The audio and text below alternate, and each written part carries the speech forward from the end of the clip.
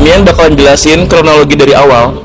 Di sini emang sosok itu tuh udah lama banget, dan Mian ngeliat di sini seperti ada rumah gaib atau alam gaib lain yang bersemayam di tempat itu.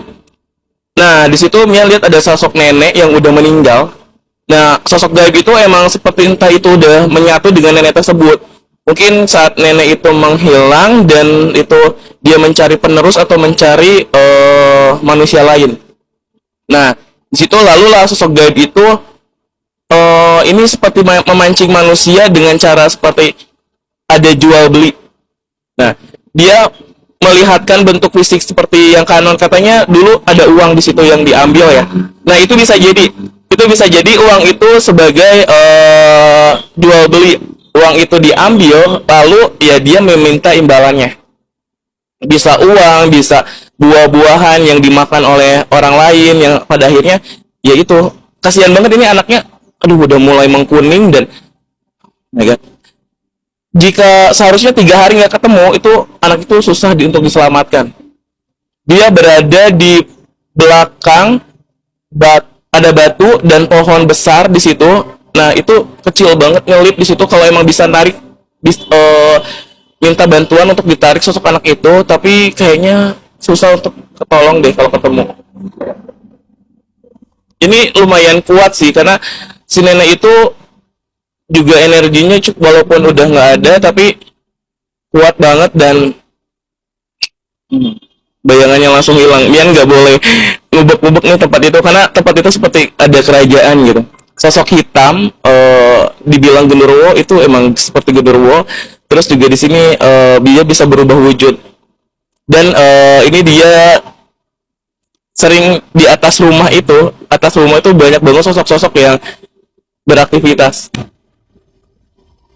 Dia diambil oleh sosok makhluk hitam, matanya merah, berbulu, besar.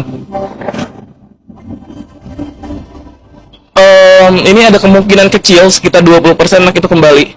Tapi Mian nggak bisa pastiin selamat atau tidaknya. Karena apa? Lebih dari 3 hari sosok itu udah mengambil sukmanya, si darahnya udah nggak lancar dan anaknya itu udah mulai mengkuning. Di situ. Makanya harus cepat-cepat banyak berdoa kalau bisa di tempat itu. Kalau muslim itu daina yasinan, terus banyak berdoa terus dan ini prosesnya masih panjang lagi, susah banget karena udah menurut dia ini anak ini milik dia karena barangnya dia diambil oleh sosok laki-laki. Mian nggak tahu siapa. Kalau Mian lihat di sini bentuknya, aduh, jadi kayak dia tutup semua karena yang ditakutkan adalah itu barang yang diambil terus dikembalikan, anak itu kembali. Semoga aja kembali. Mian bantu doa semoga 2 hari setelah video ini tayang anak itu kembali.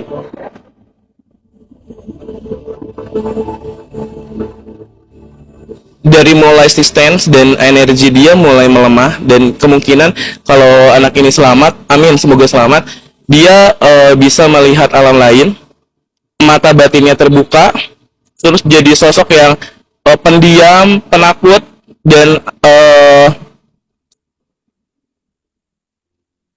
jadi nggak seperti biasanya berubah 100%. Yang kasihan itu adalah anaknya trauma psikologi. Kalau Mia lihat di situ, di rumah itu pernah ada sebuah perjanjian, entah itu penghuni sebelumnya atau sebelumnya lagi. Tapi saat udah kosong lama, perjanjian itu ada yang melanggar dan muncullah energi yang seharusnya yang udah menghilang. Nah gitu, jadi kerajaannya muncul lagi.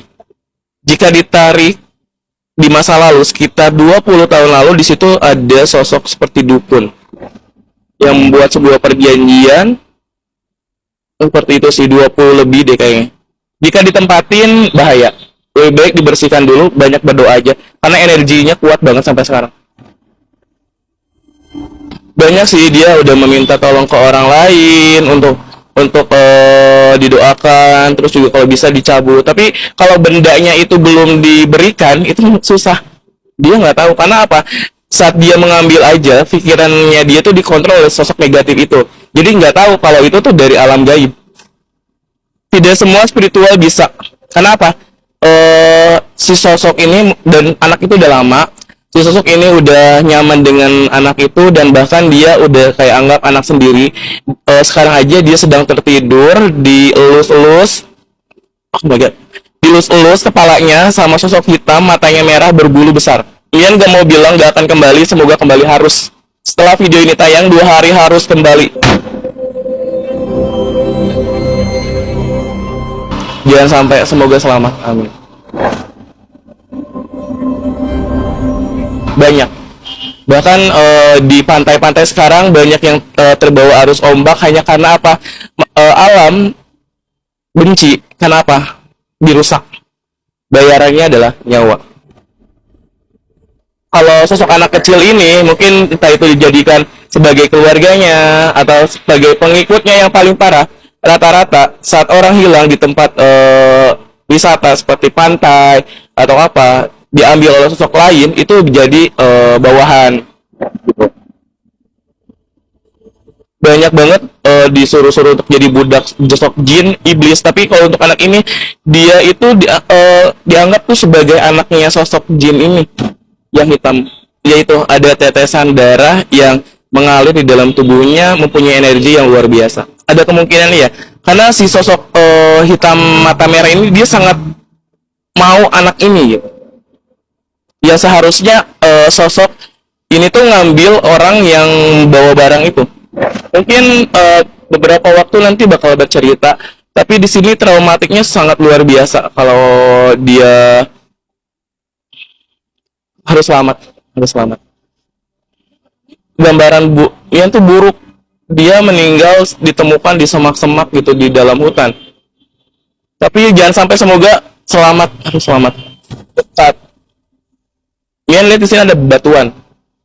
Untuk pihak keluarga terus banyak berdoa, jangan sampai terpengaruh energi negatif juga karena emosi itu. Terus juga coba kita pasrahkan kepada Tuhan apa yang terjadi dan kita berikan kesimpulan itu adalah atas izin Tuhan. Dan untuk kedua orang tuanya coba pakai hati, jangan pakai emosi, jangan banyak pikiran negatif, pakai hati dan kekuatan cinta bisa mengalahkan energi negatif itu.